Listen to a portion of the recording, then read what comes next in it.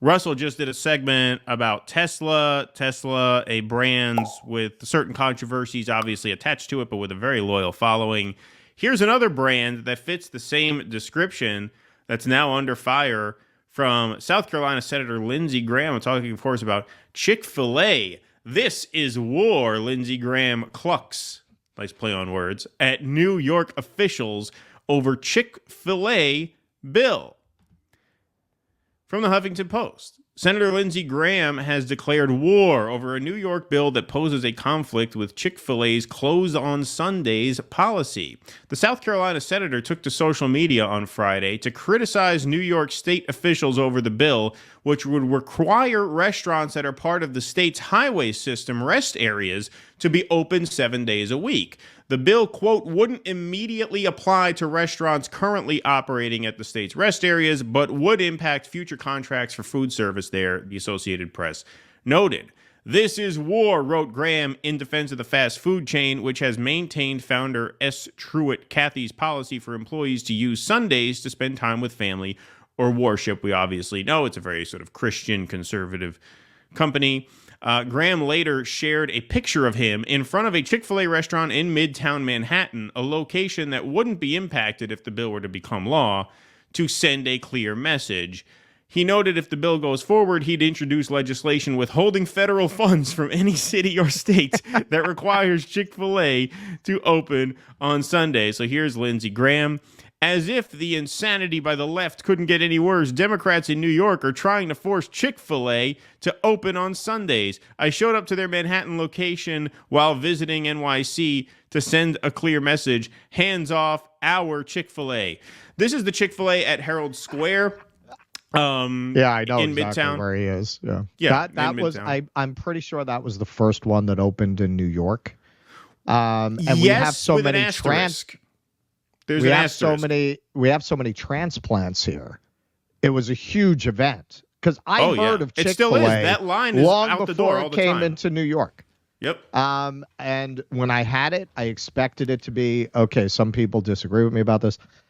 When I go to Jimmy's in LA, I haven't been to LA in a very long time, but whenever I go to California, the first meal I eat is an In-N-Out burger.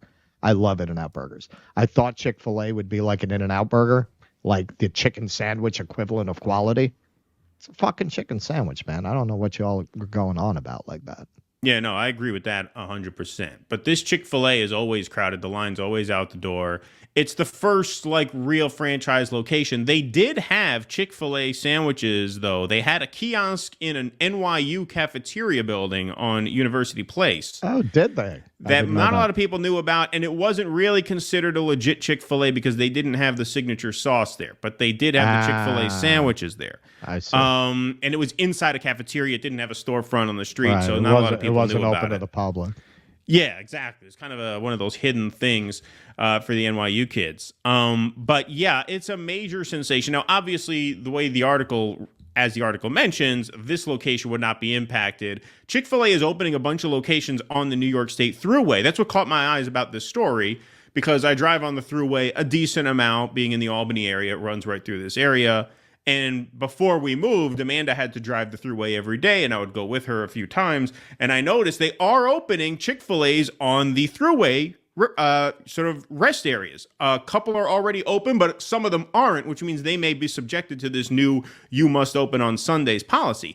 Now, Chick Fil A is such an amazingly successful business that they can afford, just for advertising purposes, to have a restaurant on the Throughway, even if it doesn't make money. But they're not going to make much money closing on Sundays at the Throughway, because that's the main travel day. Like right. New York State Throughway, that's when all the weekenders are coming back to the city, Right. like late lunch, early dinner time. I'm thinking Sunday is prime earning hours if you're Chick Fil A, and they're not going to open. So Lindsey Graham here, obviously, calling out the left's war on chicken. I don't know, man. I mean, you think it's crazy at first sight? I don't know. Maybe they do have an axe to grind against Chick Fil A, because they are just opening all these restaurants on the New York State highway system, and all of a sudden this bill comes up. I think they have been targeted. I think this is a radical left war on chicken. Finally, a culture war thing I can embrace. Although I do agree with Russell. I have to agree with Russell. a Chick Fil A just opened in our area. Amanda had never had one before, and I said, "Trust me, you're gonna be disappointed because the drive-through line's like 40 minutes. It's a sensation. It's unbelievable how people line up and wait 45 minutes for a fucking sandwich." Right. And I said there was no point in fighting her on it because it's the kind of thing like she's not going to believe me until she tastes it for herself. So we're going to have to do it at some point. I said, all right, we'll sit in line for 40 minutes. We'll get a chicken sandwich. And she agrees with me. She likes the sauce. I don't think the sauce is anything special either. It is marginally at best better than the McDonald's Southern chicken sandwich with the butter and the pickle. Marginally. Now, the McDonald's chicken sandwich you can get in 3 minutes in and out. The Chick Fil A, you got to sit there for 45 minutes online for essentially an above average fast food chicken sandwich. It's ridiculous. Like the cult of Chick Fil A is crazy. And it's very powerful because I actually know a lot of liberals and lefties who would normally take a stand against them because of their, Christian right sort of politics, who betray their morals just to eat Chick Fil A.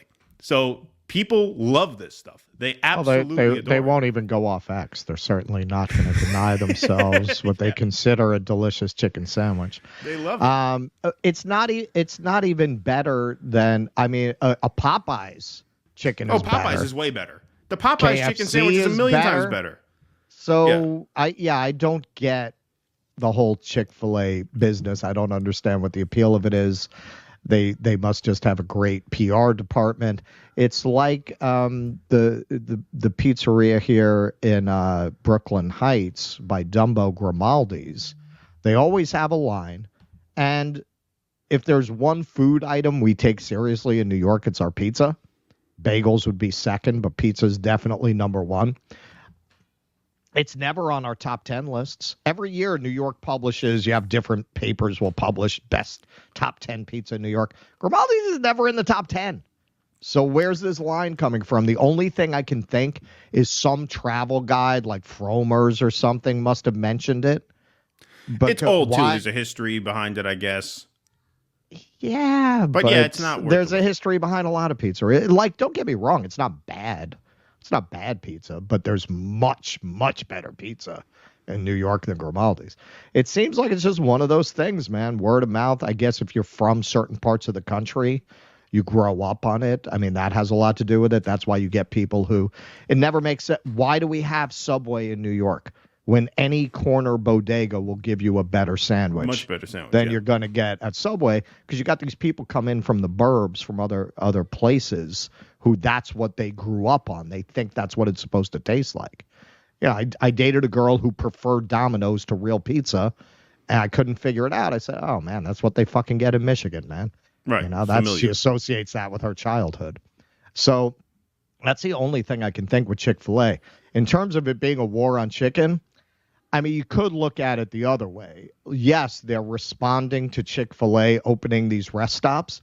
But the idea that anyone who would open restaurants in a rest stop wouldn't be open on Sunday only came up because Chick Fil A went in there. Because Chick Fil A is there. Nobody else would do that.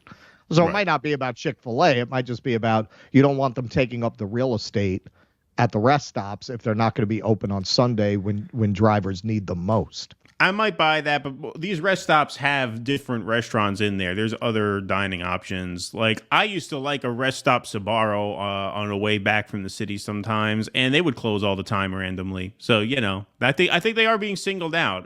But maybe. This guy's not an ally in the war on chicken. Dear moron, writes Keith Olbermann, responding to Lindsey Graham. The law is if you get one of the monopolies on the New York State Throughway, you have to be open for 7 days a week for the sake of the drivers who have nowhere else to eat. Also, fuck you, you Trumpist whore. Oh, and your Chick Fil A Crab Shack food, too. Oh, my God, man. That's how crazy the times are, man. We're in agreement with Keith Olbermann, at least on the food at Chick Fil A. At least on the food at Chick Fil A. Human sacrifice, dogs and cats living together, mass hysteria. He's been living in New York long enough. He's got good taste in food by now. If you live in New York long enough, you get to know food. So he at least knows food well enough to know that the Chick Fil A, at the very least, not worth a 45-minute wait. Chick Fil A also is open for breakfast, where the lines are not long. So why don't you go get a chicken biscuit, right, if you like it? Because then you don't have to wait online that long, right? It's the same piece of chicken. It's just on a biscuit, which is better than the bun anyway. So do that. All right. Good. I don't really understand chain restaurants in New York in general. This is in terms of variety and quality.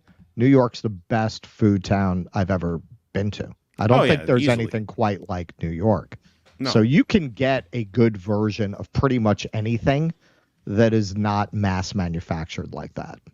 Oh yeah, no, for sure, for sure. I mean, there are a lot. I mean, New York is the best food town in general, but especially for like quick eats, like falafel and pizza and stuff like that. Like, there's just so much there. Why would you wait 40 minutes? First of all, who in New York City in Midtown has time to wait 40 minutes for a chicken sandwich? I thought this is a fast-paced town, right? Who on their lunch break can spend 40 minutes online? Well, this is a big part of why New Yorkers have a hard time transplanting very often, because we're spoiled by the variety of food. It's not that there are not certain things done better other places. Like, you can't beat a steak in Texas, right? Because they just killed the cow that morning. You know, things that involve killing a cow, I find are better in that part of the country. But in terms of so many things that are done well, you can't find that anywhere else. When you go to these other regions, it's like very specific things they might do better, but then you're just stuck with that. Everything else sucks. And it's slow. When I used to manage a tour company, which, by the way, shout out to my former boss, who just texted me the other day while we were on the Jimmy Dore show. Hey, good to see you on Jimmy Dore, whatever, because he didn't know that we did this. So maybe he's watching us now. My old piano teacher emailed me because she saw us on Jimmy Dore. Oh, okay, yeah. She moved to Florida. So maybe he's a new fan, and he'll like this little short anecdote. So, I would manage tour companies in New York City, food tour companies, and then we would also manage food tours in other cities, right? Like, around the country, San Francisco, LA, Chicago, Boston for a while. And, New York, the tour guide calls the restaurant, hey, I'll be there in 15 minutes. I got 20 people. 15 minutes later, you show up to a barbecue restaurant, and they have everything ready for you. They have the baked beans, they have the rolls, they have the brisket, the pulled pork, the ribs, everything. Boom, done. I go to set up these food tours in Boston, a chocolate store. I say, hey, we're going to bring about 15, 20 people at a time in. We're going to have to get everybody like a truffle or something. Okay, well, make sure you email us the night before so we know how many to prepare. Like, fucking A, man. Like, what? Are you kidding me? New York, I call a barbecue restaurant. They get a whole buffet done for us in 20 minutes. I got to email you the night before so you can put a bunch of truffles on a tray. It was infuriating. Yeah, well, forget about New Orleans, man. One of the companies I worked for we tried doing food tours for a while there. It was impossible, unworkable. They moved at a snail's pace. It was absolutely undoable. One of the companies I worked for had a New Orleans thing, and at that time, I've been thinking about going down there for a while, and I was talking about doing the food tours there, and so he hooked me up with a tour last time I was there, and I went and went on one of the food tours they were running there, and the guide told me, like, yeah, they might have the food, they might not have the food. You got to improvise a lot. You can call it in, and they may just not have it. You might have to go to another restaurant. Sometimes these places open, sometimes they don't. Yeah, no, you can't do it. It's not workable. You can't run it that way. Please clap.